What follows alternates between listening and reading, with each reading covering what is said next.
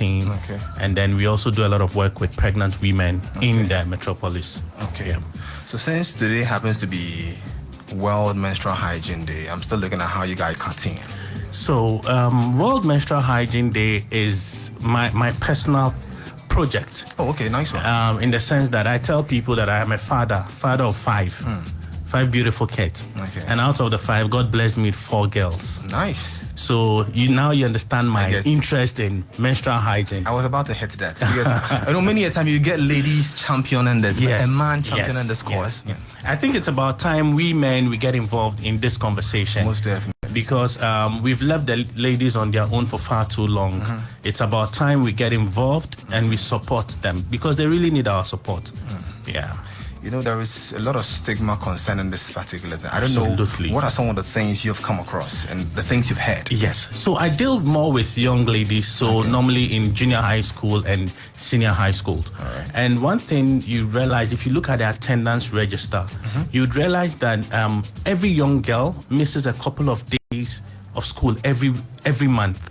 And when you delve deeper, you'd realize that it's just around the time of their menses. Yeah. And that's simply because there's so much stigma attached to it. So if a girl comes to school and unfortunately there's what we call a leakage, that's we can also say stain. Yeah. Instead of colleagues or friends to be supportive, they end up teasing and making fun of this person. So next time when she's in her menses, she doesn't want that stigma, so she'll prefer to stay at home, deal with it, and when she's done, she comes back to school.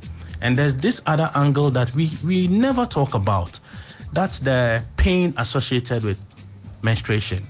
So when a young girl is going through her menses and she's having this abdominal pain, you hear people say that, oh, just this small thing, and you'll be fine. We get that a lot, but my brother, the pain associated with it, I say we men, we won't be able to stand it. Very true. They go through a lot, so we really need to support them and talk about that pain, and then also provide them some support it's just for 5 days. Great. During those 5 days. All right. Now, I know you've seen the theme for this year. Yes. The whole campaign is Together for a Period-Friendly World. Yes. I mean, touch on that and how well that syncs with whatever you're championing. So when we say Together for a Period-Friendly World, it's simply that we all, male, parents, classmates, friends, everybody coming together to support every woman out there so that the stigma attached with menstruation, we deal with it once and for all. You know, in the past, when a lady is menstruating, you don't cook. Yeah. You are isolated. You know, I'm not cutting you, but a friend shared this with me, was it last week? She said she was dating a guy and she went to visit a guy somewhere in Koforidua. And later when she realized she was flowing and she informed the guy doesn't want her to touch anything in the house. According to the guy, the grandmother shares some things with her that when a woman is in the flow, don't touch food, don't touch anything, it's a bad sign and all that. I mean, this is crazy. Absolutely. In this time and age. In this time and age. And you see, one thing we seem to forget is that our body is created as a whole system. Our body provides everything we need. And then every waste that is not needed, the body finds a way to get it out. So menstruation is just part of that process. But there's so much stigma. I don't know if it's because of the blood or whatever, but the stigma attached to it. Sometimes when we were young, we used to have the same sentiments towards it. Myself, as a young guy in Sekendi, if a lady was in the menses, man, don't get closer. No. I remember those days when we used to swim in the SA beach in Sekendi. If a girl came around and then one way or the other you found out she was in the menses, everybody turned up on her. That you don't have to be here, you have to be home. And this is the time that we need to educate everybody to understand that menstruation is part of ladies. Great. And there is nothing wrong with it. Actually, there's something wrong if a lady is not menstruating. Very true. But once a lady is menstruating, then everything is normal. She's normal. Great. Yes. Great. Now, as an individual and with your team, what are you guys putting in place as far as this campaign is concerned? So what? This is the third year for this event, and Nice. this year I've been lucky to partner a secondary brother called Sterling. Okay. He has an outfit called Sterling's Effect. Okay. We are working together on this, and interestingly, we are both guys. Nice. Yeah. It feels great. I mean, yes. You know, when Chelsea told me about this, I'm like, oh, I'm glad this is coming from this particular angle. Yeah. Because the fact that a man is even champion and there's Absolutely. actually breaking that stigma in the first yes. place. And I'm telling every man out there that, Charlie, those days are over when your woman calls you that, oh, I'm in my menses, and you start coming up with excuses. Oh, my auntie in Accra says I should come over. You try to run away for those 5 days. Those days are all over. We need to stay, support them. Earlier on, a lady was telling me that that's the time we need cuddles. Very true. Yes. Because some go through some severe My pains brother, that it's they need that particular care at that yes, particular at that moment. particular time. I was telling a friend that, especially in the workplace, when a lady comes and it's that time of the month, they are normally slow. They are very emotional. Yeah. We, the men around, we can try sharing her workload, giving her some space. If possible, allow her to take some time off to recover. We need to support them because we can't do without them. Very true. We can't do without them. I have personally witnessed this with my wife. I mean, she's that kind of person that it really weakens her. Yeah. She can't even do anything. So when it gets to that time, I take care of the kitchen. Whatever I'm supposed to cook, I do it. I serve her. I make sure she's okay till she gets through the pain. I wish others can also do the same because, I mean, this is something that we really need to look at. And some people make it look like they are pretending. Exactly. Why would you think this way? Exactly. Someone you pick. I'm like, how? Exactly. People think that you are doing too much. It's just menses.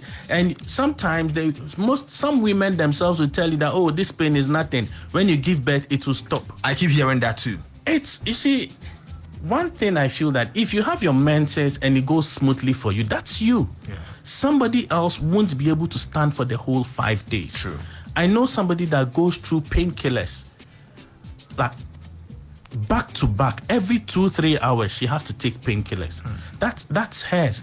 Well, there can be some medical conditions attached to it, but the bottom line is that once you are around such a person, let's be supportive. True. Let's do away with the stigma. If you touch a woman who is in her menses, I mean, just touching. If you touch her, there's nothing wrong with it. Yeah. If she cooks for you, there's nothing wrong with it. Some husbands don't even want them to lay beside them when they are in their flow. Some husbands. This is total madness. Total madness. How? Total madness. My first daughter is 15 years, and I tell her, Sida, all the time that if you want your sanitary towel, feel free to talk to me about it. Great. And she would always tell me, Daddy, I need this. I've gotten her the app which monitors, and I have one on my phone also. And recently she comes and says, oh, Daddy, this month has been so smooth. And I'm proud that my daughter is able to talk to me about it. Yes, so she knows she's not alone. So when she goes out there, there's nothing you can do that she would feel stigmatized when it comes to her menses, because she knows that I support her fully. And day in, day out, I'm trying to learn more so that at least we can educate more men to become advocates for menstrual hygiene. I like your angle to the father-daughter conversation. Exactly. I mean, I think that would be the best day to start this conversation. Yeah. Because if she knows she can trust Daddy with this conversation and Daddy will not stigmatize her with anything, she'll feel free and comfortable in her zone. So please, I think we should also take this one. If you're a father listening to us right now, this is something you need to look at. Yeah. Build that rapport with your daughter. Be able to have a convo on this. It's not. The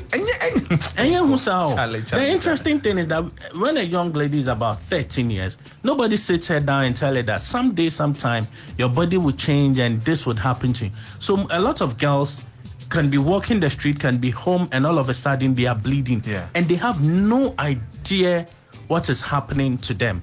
So if they don't have the right person around to talk to, that this is for you to educate them on what it is, how to treat it, and most especially the hygiene part of it, then it becomes a whole mess. People are using handkerchiefs, tissue paper, things that they are not supposed to use, things that are not good for their health.